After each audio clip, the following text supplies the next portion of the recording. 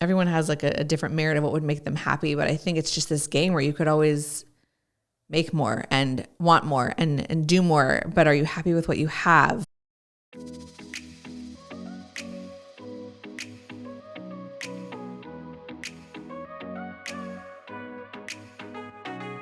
Hey everyone, welcome to Lauren.live, the spirituality and health podcast. I've got JodieLynn Craven with me from Canada. How are you doing? Yes, so good. So excited to be with you here, Lauren, and meet a new friend. Yes, thank you for being here. So today we're going to talk about money and finances and whatever else kind of, comes in the conversation around that topic. But JodieLynn is a financial abundance coach, and she's the creator behind abundance consciousness philosophy, which we're going to talk about what that means.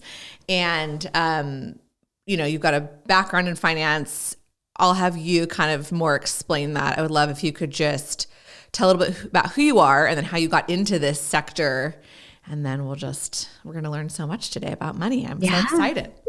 Amazing. Well, I feel like to tell you about how I ended up here, I have to go backwards in time because I think everything is leading us exactly where we're supposed to be in this now moment. And sometimes that's really hard for me.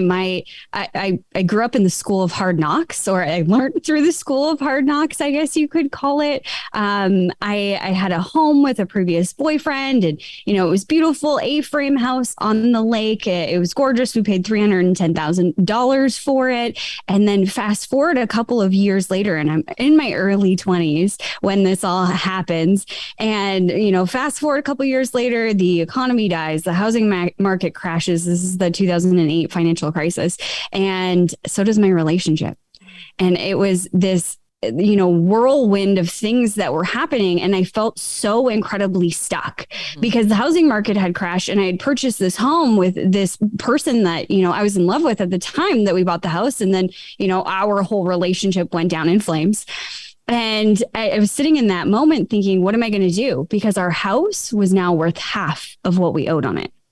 And, try calling the bank and saying, hey, what happens if I stop paying my mortgage payment? Like, what happened? Like, nobody's there to answer these questions for you, nor do they want to really answer these questions. So it was a very dark and scary time. And I remember having this conversation with my dad and saying, I want to leave this relationship, but I can't because I'm stuck financially. I'm now 25 years old, or at the time I was 25 years old. And to do this, I'm going to have to torch my entire life. That's not possible. And my dad said two things that I always talk about because I think it's so impactful. Number one, it's just money. You can always make more. Love that. Yeah. Number two was it's your choice and you have to choose to be happy. So if you're going to choose to stay, choose to be happy because you made the choice to stay. Or if you're choosing to leave, choose to be happy because you made the choice to leave. And it was in that instant I thought, hey, I can always make more money. And where I'm at right now, this relationship is not healthy. It was very abusive and I want out. So I'm making the courageous choice to leave. And I basically torched my entire financial life. We foreclosed on the house. I had to go through consumer proposal, which is one step above bankruptcy. And there was a lot of shame and anger and blame. And I moved in with my brother and his pregnant wife and started life over again at 25. But what it did for me, Lauren, is it built this fire because I thought the reason why I had gotten into that certain situation was that I did not understand finances. And that was true. Yeah, I had no idea what, 401k or RRSP, they call it that here in Canada. I didn't know what any of those things were. I had heard them vaguely. My parents told me to save money, but that was the extent of it. I really liked shoes. So that's where my money went. But it lit this fire to understand it. And that time I had a successful career in safety, oil field safety, if you believe it. And I decided to part-time get into the financial industry. And I fell in love with how simple it was to understand. And I fell in love with teaching other people that simplicity. So I've been a financial advisor with a brokerage for the last 11 years. And throughout that journey, I started to notice different patterns with people. I would free them up $1,000 a month and build this wicked plan on how they'd have so much money in a year from now and be out of debt and all of these things that they truly desired, thinking that money adding more money would solve the issue. We always think that when I have more money, everything will be better. But I would go back in a year or two to follow up and make sure we're still on the right path. And they would be in a worse position than when we originally started. And it was that noticing or that awareness in my clients and then within myself, noticing that my bank account would go to the same amount, my credit cards would go to the same amount over and over again, that it was at that point that I realized that there was the energy behind money. And that encompasses the mindset and how conscious we are, or the awareness we have around the relationship we have with money. And that led me to channeling abundance codes. I'm an active channel. I can consciously channel. And I built the Fluid Money Blueprint to help people release those abundance blocks and consistently receive more money. Wow. Very cool. Well, thanks for sharing your story, and good advice from your dad. It's so simple, but it's like, we overcomplicate things sometimes. I also 100%. noticed a trend of money and relationships have a lot of similarities, and they often kind of go hand in hand. So that's 100%. interesting. My husband has been my greatest teacher on my own abundance blocks. And it's been crazy seeing him reflect these teachings to me. A really quick example of this, when we were first dating, I remember like driving in the truck, going to his dad's house or something. And he just looked at me innocently and was like, "Hey, do you need money?" And I had this visceral response throughout my body, like anger and sadness and pain. And I went to the anger side of things, and then I immediately started crying, and I hadn't said a word. And he was like, "Oh my goodness, what did I do?" And I said respectfully, I just need a moment to collect myself and observe for myself what just happened here, because I went right off the deep end with those simple words that he had asked. And when I had that moment to reflect with myself, Lauren, I realized that I had attached all of this meaning to it. He's asking me because it means he doesn't trust me, that he thinks I can't take care of myself. He thinks this, that, or the other thing. And I could have torched our relationship at that point, believing all of those things that I had perceived in that moment. And instead, I went to him courageously and said, "Hey, is this what you meant when you said it? Because this is what I heard." And he said, "No, I don't know how much money you have or how much money you make. We've never talked about it. We've only been dating for like a month. I just wanted to take care of you." So our spouses can teach us a lot about our own blocks with money. That is so true. And I just feel like money and love obviously get our attention probably the fastest out of most things in life, maybe health, but it's really interesting. And then your family's relationship with money, that's really interesting. And then, whoever you're with. And I know that finance can be a huge lead to problems and divorce and marriage. So it's something to look at for sure. So this is a really relevant topic. I'm really glad that you're on and we're going to talk about this. I would love to, just since this is a heavily spiritual, show, I would love if you could chat about the channeling. I think that's a huge part of it, is our outlook on it, our attitude, our emotions, our spiritual beliefs, our self-worth. And, people work hard, but there's more than just working hard. And people work hard for their money, but they might not be the most positive people. Some of the people that are in power in the world, for instance, there's a lot of people though that are making money that are doing more than just working hard though, right? So what are they doing? What's going on a deeper energetic level? Yeah, I think energetics has so much to do with it. Now, the way that I explain this is like a blender. Imagine like you're making a smoothie. A lot of people will try and shift their perspective or shift their vibration or their feelings in this moment. And a lot of times we do it from a place of, I just want to force this away so I can be in a positive stance. And it's coming from scarcity, from fear of, if I'm not positive, I'm going to attract the opposite of what I want. But what happens in the background is we end up pushing down those feelings, pushing down all those fears and everything else. And it's like that blender, you know, you make a smoothie one day, right, today, and it tastes wonderful. But if you don't wash out the container, you just let it sit there for day after day after day after day. Doesn't matter how many good things you put into that blender. Eventually, it's going to taste disgusting because all of that other stuff is taking over. And this is what happens with the energy behind money. Is all of that stuff that we're not addressing and that you're not dealing with around money, the fear of not having enough, having to work so hard for it, all of those perceptions and all of those feelings then become the energy that you're attracting from. And people can feel you. I know I always use a car salesman or woman as an example, and I don't mean to harp on them, but I've had some pretty awful experiences walking into a dealership and walking into this individual where I felt repelled, like they just wanted to get me. They wanted to use me. They wanted my money, but they didn't really care about me. Right. I felt all of that before they ever said a word. And that's your energy speaking before you're saying anything. And we all have the ability to do this. So when I started to learn about this stuff and started to channel, I have a horse background. I grew up with horses. I used to race horses, and I started reading a spiritual book on horses, believe it or not. And they were talking about the energy receptor sites that horses have in their gut. So people say, well, horses can smell fear. Not quite. It's not like that. It's that they have huge guts because they're huge animals. And within their guts, they have these receptor sites. So they are picking up your energy that you're giving off when you enter that room or that space. And the reason why they act poorly or they get afraid or rear up or whatever is when the picture that they're seeing does not match what they're feeling.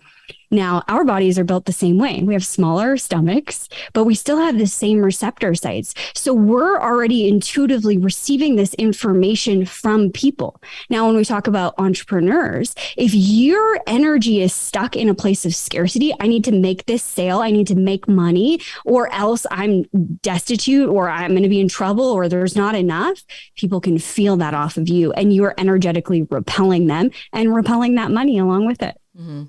Yeah, I agree. I used to work in sales. I worked at Nordstrom for years, and I never got that. Just like fellow coworkers, so pushy and sharky, trying to steal your sale. And I just thought, you can't force someone into buying something. They're going to return it later anyways because they didn't really like it, and you're talking them into it. You got to have that genuine. I mean, there are ways, of course, you have to like sell and do things, but you're right. Like your energy is so important, and people can read it. And yeah, that's incredible. It's amazing. I think a lot of it's subconscious. People don't really realize it, but we pick up on people's energy and moods more than we realize. 100%. Yeah, that's very true. That's fascinating about the horses too. That's amazing. Okay, so all then nature's always teaching us, right? I know it really is. And I'm kind of all over the place, but as you're talking, I'm just thinking like the scarcity thing. There is so much money out there. And I think what people probably, well, I'm not going to say that. My perception sometimes, it's like, there's so much money, but like, there's not. Like, I only have this much. And this is kind of like a thought process you could have. But, like Bill Gates has so much. I think it's just not balanced. But really, there is so much money. If you think about these people, these billionaires, it's so much money. If it was spread across the world, there's a ton of money to be made, to be had. It's circulating all the time. Like you said, your dad, you can always make more. But it doesn't feel like that sometimes because, just the way that our society is kind of built, right? Like there are a lot of people that do have a lot more than most of us. But it's a small percentage. So like someone comes to you and they're struggling with money and they're just like, I want to make more. So how do you start with your clients? Like, what do you say to that? I mean, people are listening to this. They're like, okay, yeah, great, cool. But like manifesting and channeling and energy, great. But like, really, how do I make more money, right? Yeah, the tangible, how. And you know what, Lauren, this is perfect because this is what led me to realize that I'm a channel and to start channeling abundance codes because I was frustrated with people giving me vague solutions, like just be more positive. And then I was afraid like every moment that I wasn't feeling 100% positive, oh no, I'm going to attract something bad. And then I became this robot or this superficial fake person person. That's not what we're here to do. That's not experiencing life and being in life. I don't believe that, an absence of emotion is the way that we were supposed to experience. Emotion is beautiful. And the more you can experience one side, the more you can experience that swing to the other side. So that's what led me to channeling, was vague solutions of people just saying, just be positive, just meditate. So what I do that's different is I'm an A-type personality. So I like structure. I like lists and steps. And that's why I built the Fluid Money Blueprint. So the first phase of the Fluid Money Blueprint, we need to know what's blocking you. So it's called Unlock Abundance Blocks. So I walk you through, my program is called More, and that's where you can get the Fluid Money Blueprint. It's a 12-week intensive. But in the first section, the first phase of it, unlocking the money blocks, we want to learn how you communicate and what is actually blocking you. So I run you through 18 questions that have been channeled to exhibit a response. So I want to poke you where it hurts with money so that you can start seeing how you're thinking about money from a new stance. Because we get so locked into this tunnel vision of how our life is and how it needs to be that we miss the cues of, this line of thinking is actually blocking you. And we stay on the surface with money. We think it's about money, you have to work really, really hard for money. That might be the surface level belief. And if you think about it like a dam holding back water or abundance or whatever, if you start on the top of the dam and start breaking down the actual bricks, you're too fatigued after the first level. And that's where most people stop with money, is the surface level beliefs like I have to work hard. They don't learn to have the conversation where they draw themselves deeper. So I teach that strategy as well in phase 1. And it's just simply asking yourself more questions. Okay, I have to work harder for money, but what if you don't? What if you don't work hard and money comes? Well, then I don't deserve it. Okay. And if you don't deserve it, what does that mean about you? It means I'm a bad person. I'm taking advantage of things.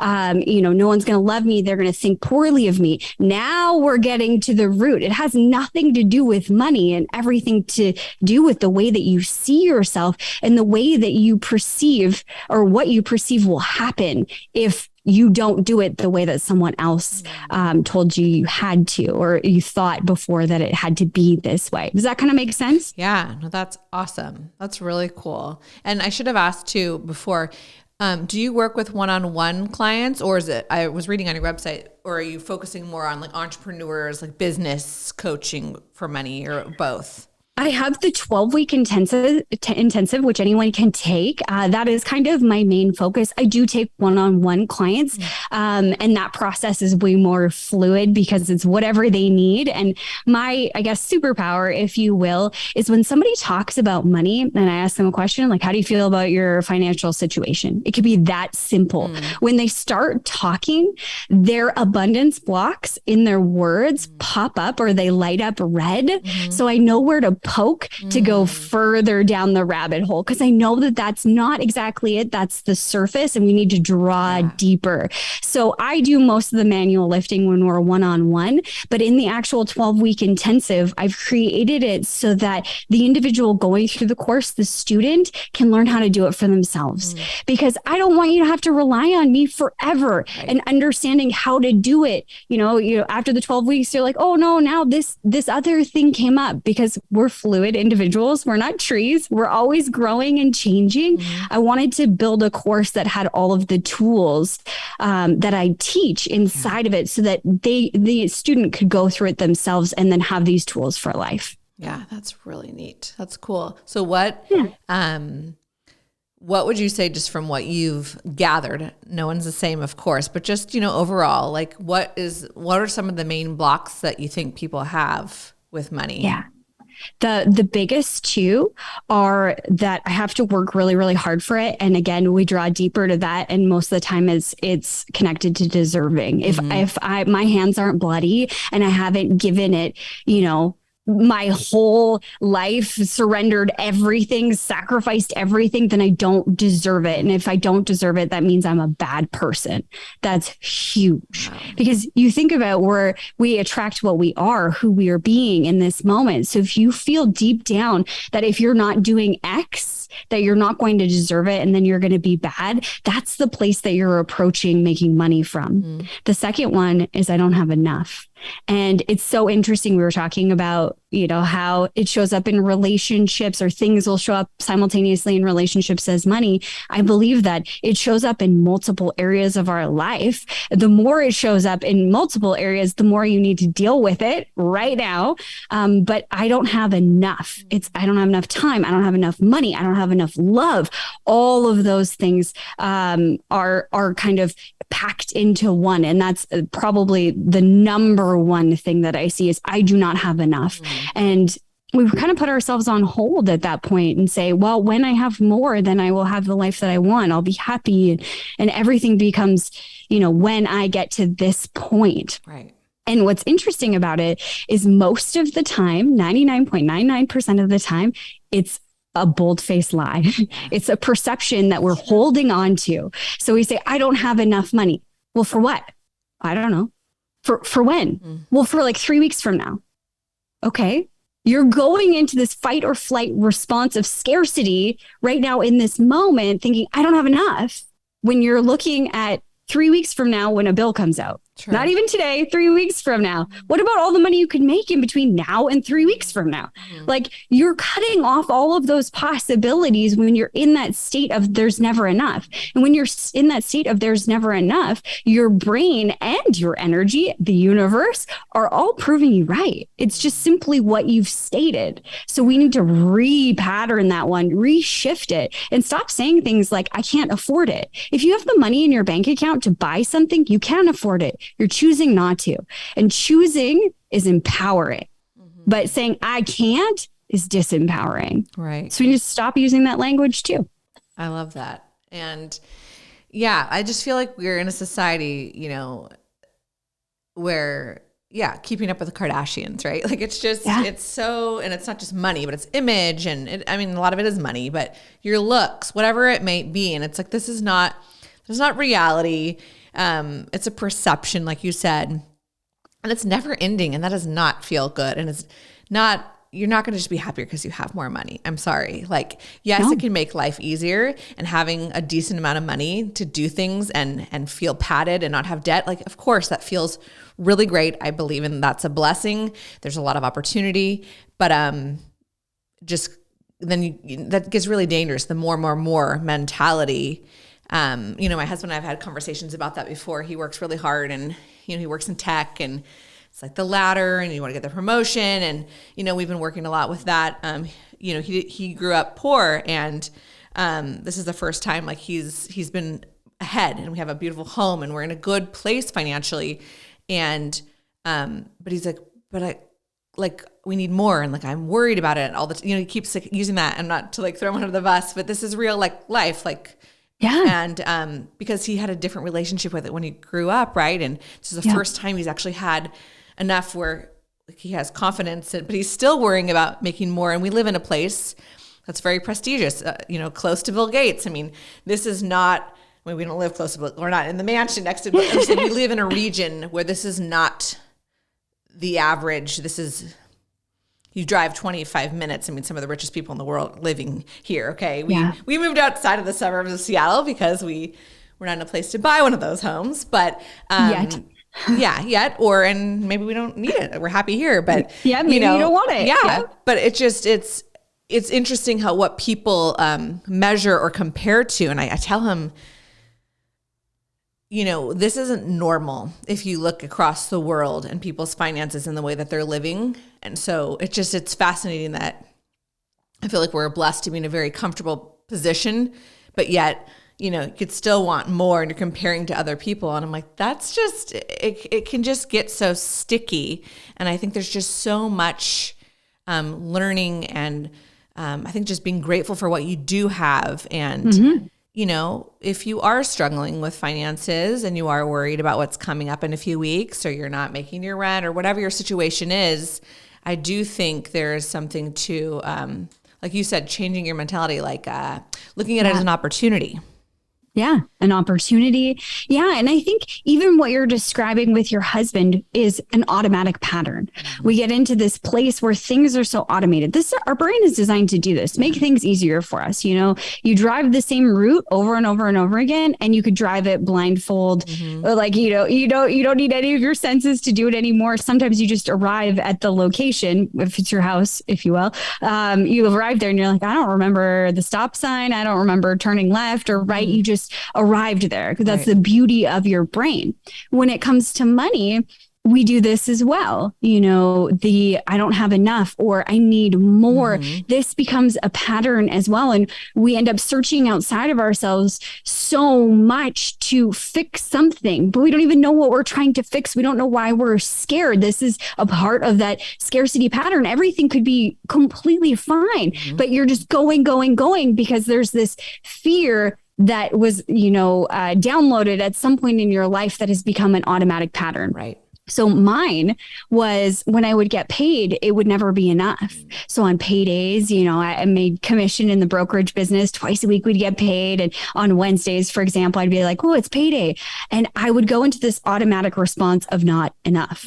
And I would go to open up my bank account. The screen would be on, my computer. I wouldn't even log in though. I would automatically get this fear of, I don't have enough. I need to do more. Oh my God, I got to go. And then I would just veer off and find myself later pounding on like keyboards and the phone and like in this neurotic, frantic energy.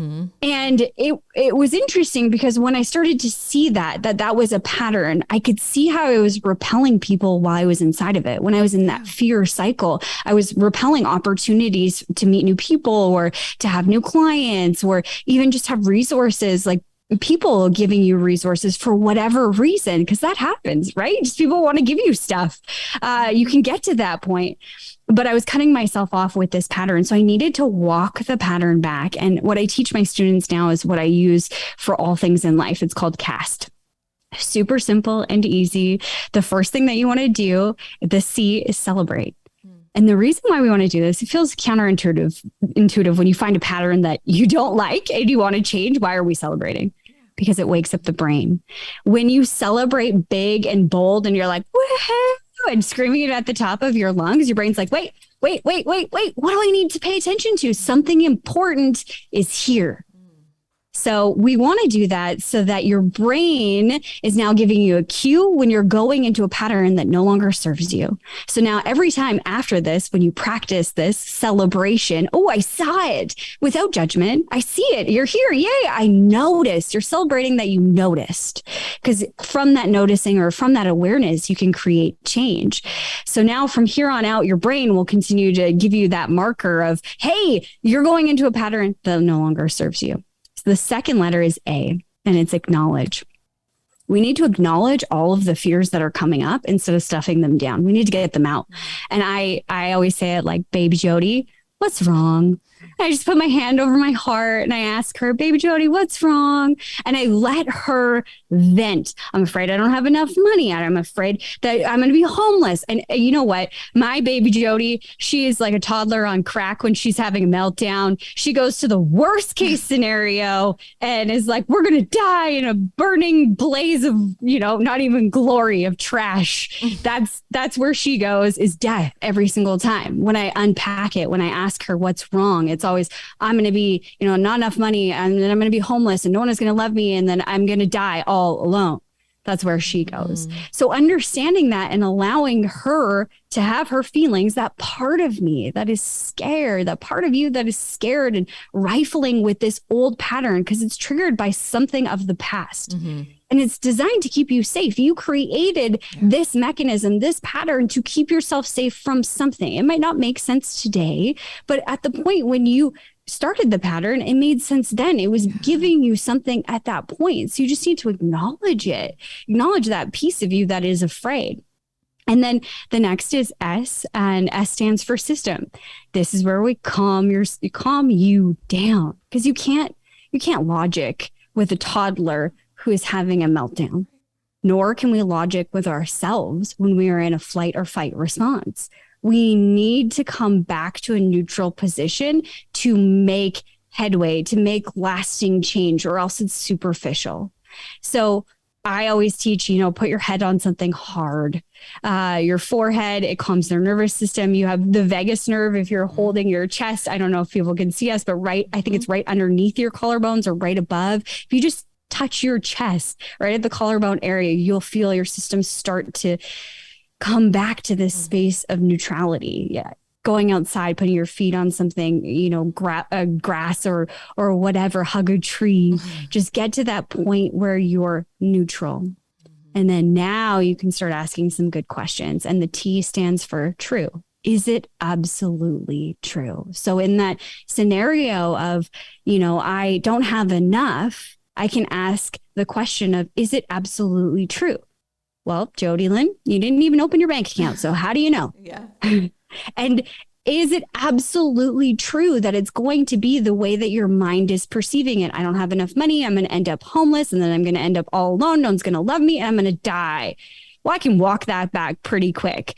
Even if I had no money, would I die? I'm sure my parents would help me out, or friends, or I'm very resourceful. I have a lot of skills. I could find a job or do something else. So you begin to walk back how absolute we have placed this pattern in our own mind of what's going to happen next. And from that space, you can start opening up to a new possibility and choosing a new direction instead of going down the same path over and over again. Totally. That's such good advice. Yeah.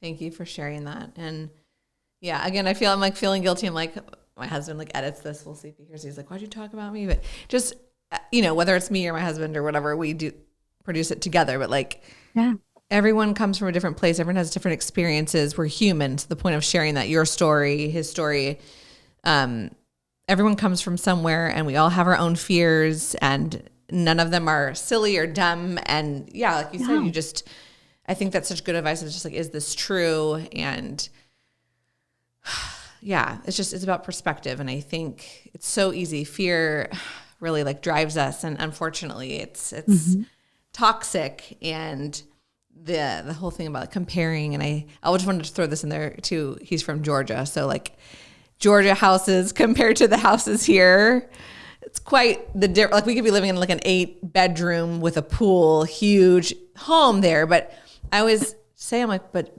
does that mean we'd necessarily be happier? Like, I don't know. Like, you know what I mean? Like it's maybe, but if that's what you want, that's your goal. But I just think everyone has like a different merit of what would make them happy. But I think it's just this game where you could always make more and want more and do more, but are you happy with what you have? And what is your truth? And I don't know, it's more simple. We just make it so complicated, and we're always comparing and we get kind of stuck in the weeds. And so I love the things that you're talking about in the program that you offer, because it's just so like clear. And I also appreciate that you talk about honoring your feelings, because I think that's a huge thing too. Like, I think there's this balance of like, we need, whether it's money or anything else in your life, like feel your feelings and respect those. Don't stuff them down. Yeah. Let them work through. But then I also think there's a time to let it go, ground, because if you let that overtake the fear, that can really hold you back from your true, authentic self. And I really believe the universe wants the best for all of us. And even if you feel like you're in a crappy situation, we've all been in certain situations that are really hard.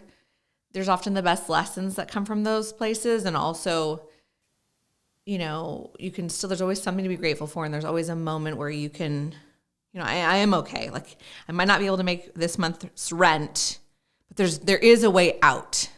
Yeah. And it looks different for everybody. But yeah, I think, I don't know. I really appreciate those steps that you mentioned.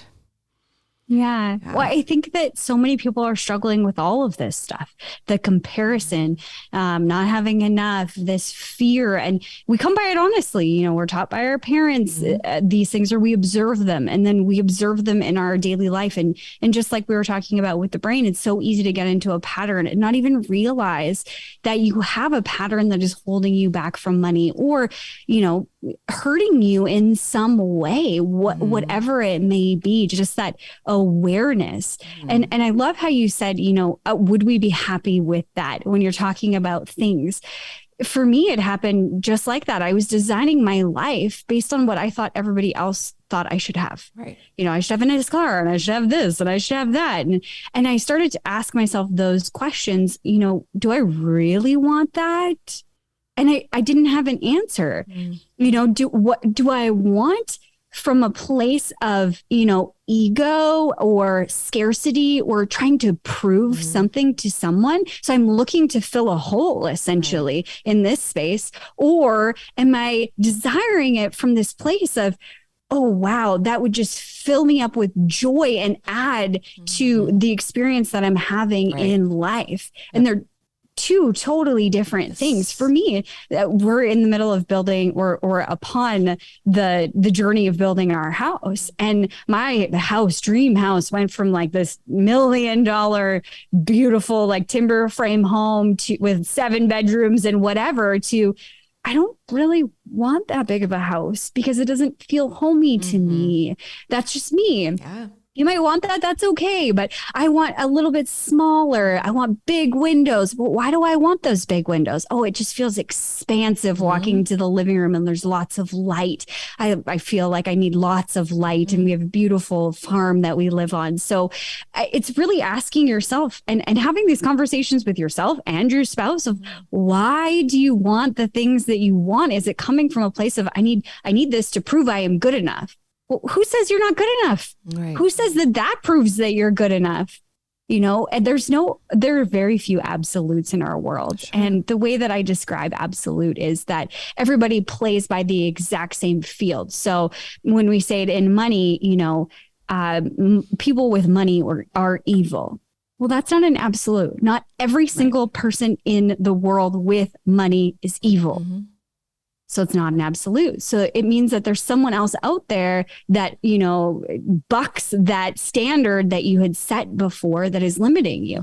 Every single person who is very, very successful drives a Lexus, a BMW, whatever. You could fill in the blank. That's not an absolute. Everybody with money is happy.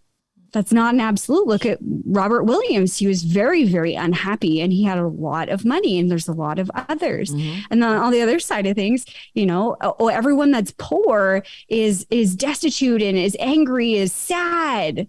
Not true. Look at Mother Teresa. Mother Teresa had no money. She was very happy. If I have more money, I will be safe. Is that an absolute? Look at the brightest stars that we have today and their entourages. Right. Obviously, they have an entourage for a reason. So when you start to look at things in the absolute realm, because when we say it, we mean it absolutely. This equals this. And when you start breaking those ties, you create space for another possibility to emerge that supports you the way you want to be supported. Yeah, nicely said. And I think I've mentioned this on the podcast once before, but for people that haven't listened to that episode, or I just think it's an interesting conversation. I have my dad is a therapist and he has clients that make a lot of money and so frugal. Don't tip. They wear the same outfit. They don't ever indulge in anything. And I'm not saying there's any meaning behind that. I'm not judging that. I'm just giving a story. There's that side of it. Tons of money. Penny pinching, anxious about it, frugal, don't enjoy, aren't generous. And then you have people that don't make nearly as much and they are way more generous, enjoying what they can, living their life a little bit. So I just think that's really interesting too. And that goes back obviously to like relationship with money. But yeah, there's no absolute because, I think for me, like if I was like a mega millionaire, I would tip very generously because I felt like I could share that. That is so cool. Like, yes, I would indulge myself in things too, but I would love to like be able to like throw down a $50 tip on like a $20 bill every now and again, just to share. Like, I think that's so cool. Yeah. So I think that is, what are your thoughts on like the money coming and going? Like, do you think that's kind of a healthy relationship? Like if you feel like I'm going to be generous and give and share, but I also like want some for myself too. Like that's not selfish or bad. Like you're kind of respecting that it kind of ebbs and flows. And I heard this from somebody. I just thought it was really cool. Like, why do you want the money? Like, sure, you want it to be stable, have a retirement for yourself. But then I also go deeper. Like, I also want it so that I can take care of my children, which is helping somebody else, not just myself, right? Like, be really specific in why you're asking for more money. If it's in your prayers or your manifestation, like, what are your thoughts on and perspective on that? Well, I think it comes down to the reasons why. When we start to go a little bit deeper, let's say it's your children. I want more money. I had a student that said that, I want more money so that we could have more money as a family. And she had deeply tied her children's love to the experiences she could bring to the table and her being a bad mom because she couldn't take them on like a Disney vacation. That's the standard or the absolute that she had set for herself is I'm a good mom if I can take my kids on vacation. Well, that's coming from a very lackful place. It's also coming from a place of where you're beating yourself up and putting yourself in a box that this is the only way I can be a good mother. So I think the motivation behind it is huge. And I think when I deal with my own money personally, the question that I always ask myself is, does it make me happy? And if it doesn't make me happy, I don't want to spend the money there. Right. I don't want to. I get to choose. I get to vote with my wallet for whatever it is. Little things, big things, all in between. And when we start to have joy while directing and spending our money, because our money doesn't want to be just sitting locked down doing nothing. It wants purpose. It wants direction. So what is the point? I know people will say to me, I just want the money in my account to sit there so I feel good. Yeah. Okay. Well, how much? Or they'll say, this is for emergencies. I've got $5,000 for emergencies. And then an emergency happens and they won't use that money or they'll beat themselves up for using it. Your whole intention was to use that for emergencies. And now you're kicking yourself in the butt because you did exactly that. So stepping outside of the frame to start seeing it a different way, seeing a new perspective and asking yourself, is this bringing me joy? Because when we're in that sensation or that vibration of joy, we're impacting those around me, around us, and we're creating more joy throughout the world. And I think money was designed to be an exchange, a beautiful exchange of love, of joy, of experiences, the things that we want to do. And you know what? It's so interesting because at the beginning of this episode, you said there's a lot of money in the world. And it's so interesting. There is a lot of money in the world. And you look at the amount that our governments around the world have printed over the last 2 years, it's astronomical. And what most people don't understand, and this comes from the financial background, is a dollar today is not backed by anything. Yours in the United States or mine in Canada or anyone in the world. It's not backed by anything that is a commodity, not gold, not silver, nothing like that. It is simply the government's promise that it's worth something and our belief that it is. Yes. It is a worthless piece of paper without you. Right. So don't let money define who you are. You're the one that gets to define what money is for you. I love that. Like redirecting the power and the attitude. That's really cool. Yeah, that's true. And I like the part about the joy. Like if it brings you joy, I mean, not saying if you literally don't have any money in your account and you can't make your rent, but you're going out and buying new shoes, like, that's your choice if you want to put yourself in that position. But, if you're in a space where you believe wholeheartedly and you're so anchored into more money is coming in and that's going to make you happy, great. Yeah. Most people aren't there though. Right. They don't have that trust and that faith. Sure. So it would make them feel so scared to only have X number of dollars in their bank account. And that's a personal thing. Yeah. So don't beat yourself up over that. If that's you and you need $5,000, $10,000 in your bank account to feel secure, notice that, recognize that, honor that place in you. Yeah, totally. But yeah, I like the thing about the joy. So like going back to like the tipping thing or something, like if you don't feel good about giving someone certain, then I guess don't do that because it's and then you could be like, well, I feel guilty. I'm supposed to tip. But, it all goes back again. Like, how do I feel? Where's your energy being placed? Does it bring you joy? And I think that's what's really interesting about the sharing of money with other people or services or tipping or whatever. That's really interesting too. Cause yeah, sometimes you just feel like you have to give 20% because that's just what you do. But if you didn't feel good about giving it, then that's actually not really genuine, right? So I think going back to how do you feel? And like you said, you get to be the one to make those decisions and own it. And I think that's really cool too, to have power. It's not like you just give it because you have to give it, right? Or you feel guilty like to donate to something, but you don't feel like it's genuine. Like, you know, go back to how you're feeling. Like, I really like how you say that. And we do have the power and the decision and the energy and the attitude. We can make those calls. And yeah, I do think there's like a balance of like having some savings, but also like living your life. Like, it's just sitting there, like it's meant to circulate. And and then like, that's so crazy too, just about the thing about the stock market. Like, it's so insane.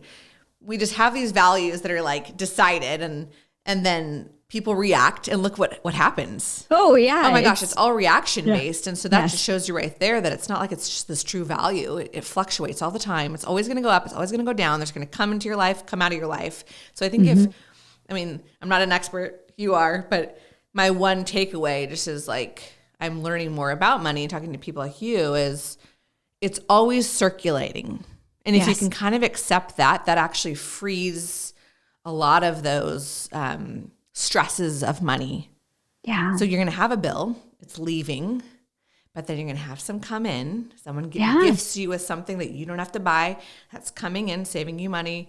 You're going to gifts to somebody else. Like, it's always fluctuating. And so I think that it frees up this like negative connotation with money. You just kind of accept that it's always just kind of around.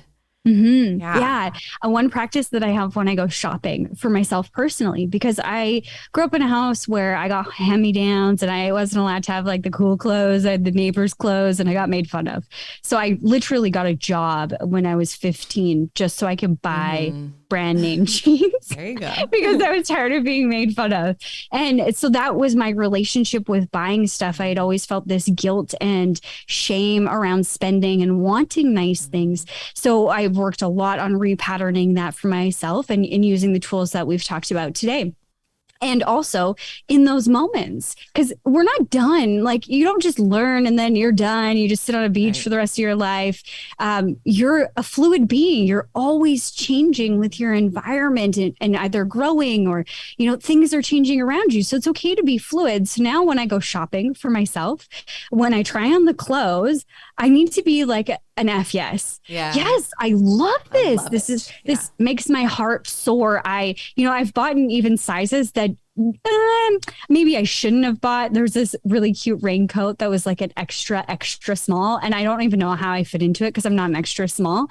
I'm usually like a medium, and but it fit. It didn't quite zip up, but I was like, you know what? I just love it. I've been looking for this forever, and it was like $50 or something. And I'm like, I'm going to buy it because I just love it so much. I'm going to walk away thinking about it. And so I go to the till, and it's so interesting now that same coat, even though it's definitely not my size, fits perfectly now that I have it at home. And I don't think I've really changed all that much since I purchased it. So the world is a matrix and very fluid. I don't know what's going on there. But when I was standing at the till, or when I stand at the till to purchase something, that immediate feeling of, oh, I'm leaving something behind. I'm letting go of something. I'm going without now. Like, this money is leaving me is the feeling that most people get when they purchase things, especially for themselves. Or I hear it the most often when it comes to themselves. So I stand there and I take a breath and I look at the amount that comes up on the debit machine pad or whatever, right? And before I go boop, I look at that number and I'm like, all right, yeah, I'm so excited to spend that money. And I'm so excited to receive 10 times that amount. Oh, I love that. I set that intention, and I imagine the energy flowing from me to the person that's standing behind the counter, the person that helped the operation of the store that I'm in, the people that made the clothes, wherever it needs to go, just showering them all with love, and then coming back. And I imagine receiving the energy. I'm getting goosebumps just saying this, receiving the energy through my crown chakra and all the way through my body. And it only takes a second to do this. I take a breath there and I go, boop. I love It just completely changes everything. And I have literally, the more intentional I am with this and the more my students are intentional with this, the more money they receive back. I literally, that day that I bought the coat and all of that, I spent $250. I left. I was offered free lunch. I was offered 50% off of osteopath sessions that I was purchasing anyways, that came out to like $500. I got paid that day more than I thought I was. It ended up being a $5,000 day that came back to me that I was completely unexpecting. Yeah. Oh, see, it circulates. I love that. And intent, it can go more than just with money, and put your intention to whatever, your health, your relationship, money. But it's so true, just the power of your energy. And I have a medium that I see, and she said something very similar that I thought was really cool. I paid her, it's $100 for the session, wrote her a check, and she goes, whenever someone hands me the check, I bless the check and I wish them that it goes back to them tenfold.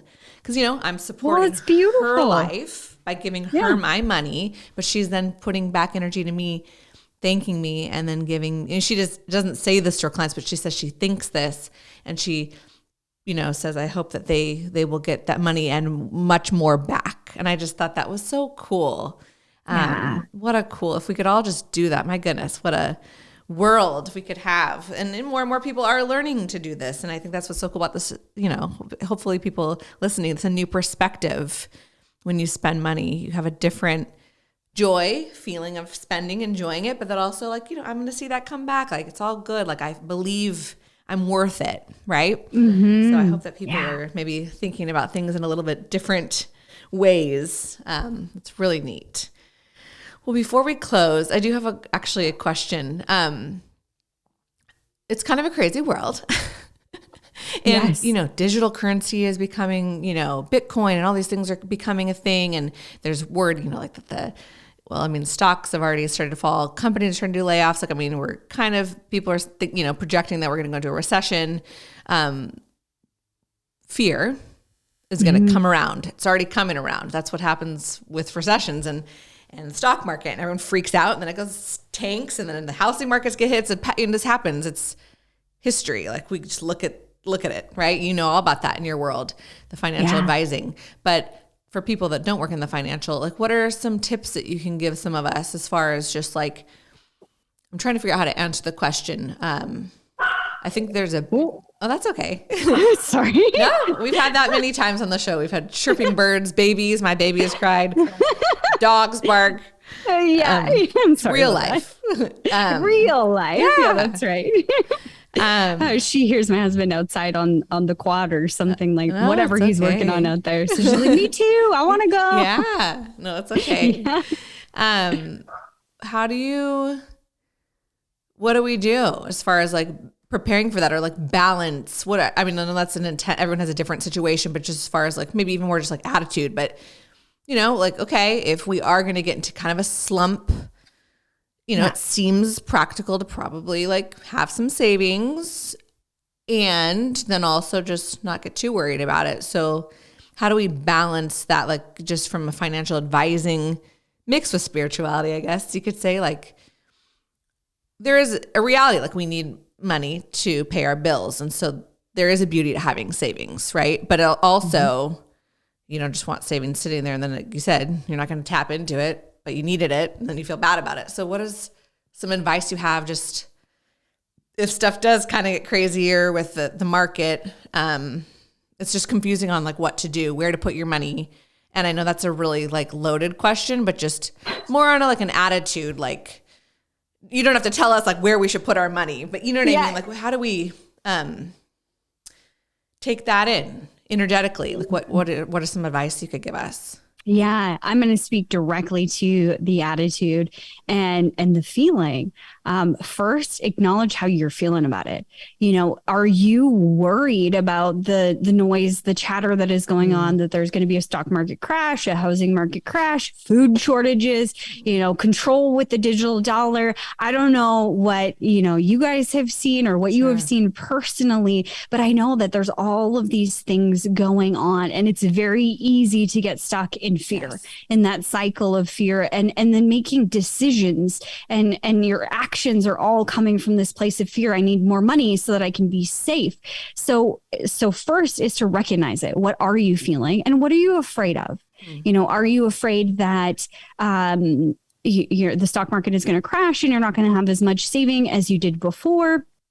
Okay, well, I mean, if you are an older individual and retirement is a year away, that's a different picture than, if you're 40 years away from retirement. You have lots of time to recover. So you don't necessarily need to be worried because the market is cyclical. It will come back. But when it comes to you start thinking about all of these other things, maybe if you're in a position where you're wanting to buy a house and you're just getting in because you're like, oh God, I want to get in before I can never afford a home again because prices are too high. Well, if you start to look at the cyclical nature of the housing market, what goes up must come down. So maybe you don't have to rush into that decision. You can be mindful and not act out of fear of missing out and act out of empowering yourself. I'm choosing to wait maybe a little bit longer to buy a house because I want to make sure that I have more money in the bank, or, that it's the right fit and I'm paying a price that I feel good about. When it comes to food and the digital dollar and things like that, what is going to make you feel safe? A lot of people put that feeling safe on money. When I have more money, then I will feel safe. Right. No, safety comes from within. Feeling peace, that tranquility, feeling good starts with you first and then radiates out. So what would make you feel safe in terms of tangible things? Would a pantry that is stocked full to the brim of pasta or whatever your favorite thing is, would that make you feel good right now? Yes, then do it. Mm-hmm. You don't have to do it all at once. Maybe you just start to get 2 or 3 extra items when you go grocery shopping. Maybe it is you would like to have $1,000 stashed in your, safe. Don't put it in your mattress just in case the house burns down or something like that. You want it protected as well. But if it's $1,000, we'll start collecting your change. I would have swore to you, Lauren, that I never carried cash in my entire life. I never have cash. I went to a Millionaire Mind intensive course, 10 years ago, and they're like, make these cups and put your change in. And I'm like, I'm a good student, but you guys are stupid. There's not going to be any money in there because I never carry cash. I'll bet you $1 million. And within 6 months, I had $1,500 in cash sitting in there. Yeah. So, you're setting the stage or the intention for the things that are coming into your life. So what is the action that is in alignment with that? It doesn't have to be all or nothing. I need the $1,000 today.